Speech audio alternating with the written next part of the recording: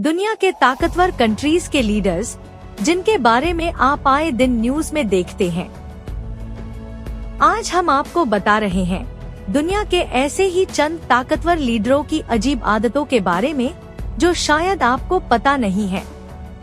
Vladimir Putin. रूसी राष्ट्रपति Vladimir Putin को अपना डेली रूटीन बेहद सख्त पसंद है।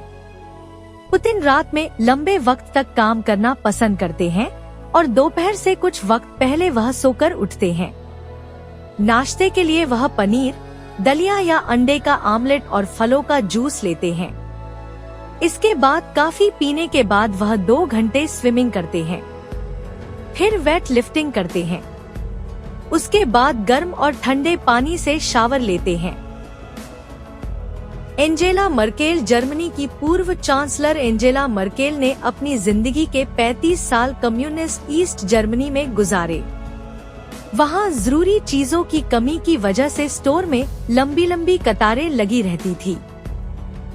शुरुआती दिनों में एंजेला को भी लाइन में खड़े होने से बचने के लिए फूड पैकेट स्टोर करने की आदत थी और उनकी यह आदत आज भी वैसी ही है।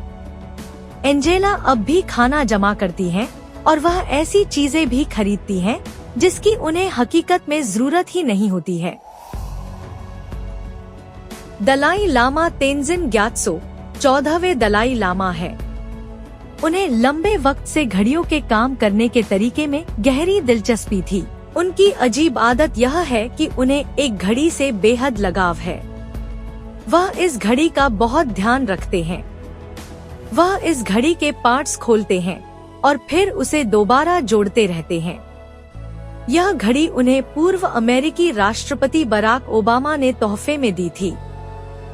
दलाई लामा अब भी वह घड़ी पहनते हैं जो उन्हें ओबामा से मिली थी।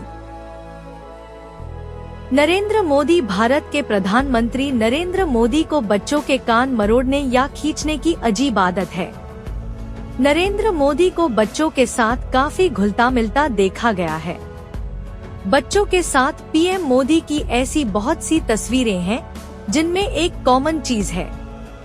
इन तस्वीरों में मोदी बच्चे के कान मरोड़ते नजर आ रहे हैं, चाहे वह बॉलीवुड एक्टर अक्षय कुमार के बेटे आरव कुमार के साथ फोटो हो या कनाडा के प्रधानमंत्री जस्टिन ट्रूडो के बेटे की तस्वीर।